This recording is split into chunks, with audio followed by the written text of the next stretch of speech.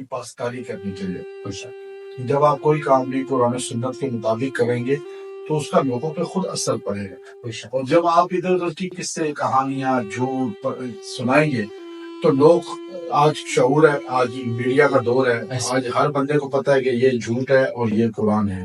تو قرآن و سنت جو ہے وہ انٹریکشن ہے، اس کے اندر جاذبیت ہے، بندہ خود بخود اس کی طرف چلتا ہے. تو یہ چیزیں اشد ضروری ہیں. وظائف ہوں، اعمال کوئی بھی ہو، اس کا تعلق قرآن اور سنت سے ہونا چاہیے، قصے کہانیوں سے نہیں. ہمارے یہاں ایک بڑی تعداد ایسی ہے جو لطیفے، قصے کہانیاں، ادھر کی جھوٹی باتیں اس کو بیان کر کے اور پھر حدیث کا لفظ دے دیتے.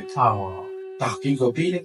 تو نبی علیہ السلام نے فرمایا جو جھوٹ بولے میری ذات پر وہ دوزخ میں اپنا ٹھکانہ بنائے. تو اس لیے ہمیں وظائف کے لیے بھی صرف قرآن و سنت کو فالو کرنا چاہیے. میری کوشش یہ ہے کہ لوگوں کو قرآنی تفسیر، قرآنی اعمال، قرآنی وظائف دیے جائیں، قرآن سے جوڑا.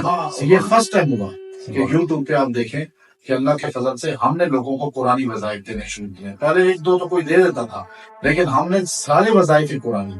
اب کئی 100 ویڈیو ہیں قرآن کی تفسیر، ایک آیت کی، آدھی آیت کی، پوری آیت کی، 2 آیتوں کی. اب بہت سے مرد عورتیں کہتے ہیں جی ہمیں قرآن سمجھ آتا ہے پوری دنیا سے. پیر صاحب، میرا انگلینڈ میں رابطہ ہوا، انہوں نے مجھے بتایا کہ یوٹیوب پہ وہ آپ کی روزانہ کی بنیاد پہ، ان کے بچے بھی اور وہ انگلینڈ میں روزانہ کی بنیاد پہ آپ کی وظائف دیکھ رہے ہیں. بے شک ایسے بہت سے لوگ ہیں پوری دنیا میں. میرا خیال ہے کوئی ملک ایسا نہیں ہے جہاں ہمیں لوگ سنتے نہ ہو یا مجھ سے واٹس ایپ پہ رابطہ نہ کیا ہو. ایسے ایسے ملکوں سے واٹس ایپ آتے ہیں عورتوں مردوں کے، میں نے نام سنا ہی نہیں ملکوں کے، اور مجھے دعوت بھی آتی ہے آپ آئیں. ابھی ایک گامبیا، پہلی بار میں نام سنا تھا، افریقہ کا ملک ہے. مجھے کہا جی آپ گامبیا آ جائیں، دنیا کا اینڈ ہے.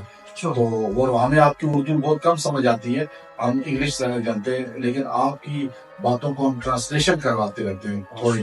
تو اب فیملی وہ میرے ہاتھ پہ مسلمان بھی ہوئی ہے، بلکہ ابھی ہندو ہے. یورپ کی کئی ہندو عورتوں نے، مردوں نے مجھے الحمدللہ اسلام بھی قبول کیا اور وظائف بھی کیے. سبحان اللہ. بات یہ ہے کہ دنیا میں سنا جائے، پریشان تو دنیا میں ہے. ہم نے تو سب کو اجازت بھی دی ہوئی ہے. اور اس دور میں جہاں پہ فتنے کا دور ہے اور لوگ رستوں پہ لوگوں کو لگا رہے ہیں، آپ وہاں پہ لوگوں کو دین کی طرف لگا رہے ہیں. دیکھیں یہ تبلیغ کا قصہ ہے. تبلیغی جماعت جو کام جیسے کرتی ہے نا، گھر گھر جا کے، تو ہمارے نبی صلی اللہ علیہ وسلم نے ایسے ہی کیا. اب ہم تھوڑے سے کمزور ہیں، ہم باہر نکل نہیں سکتے، جا نہیں سکتے، لیکن ہم یہاں بیٹھ کے اپنی قرآن و سنت کی دعوت کو پوری دنیا میں پہنچا رہے ہیں.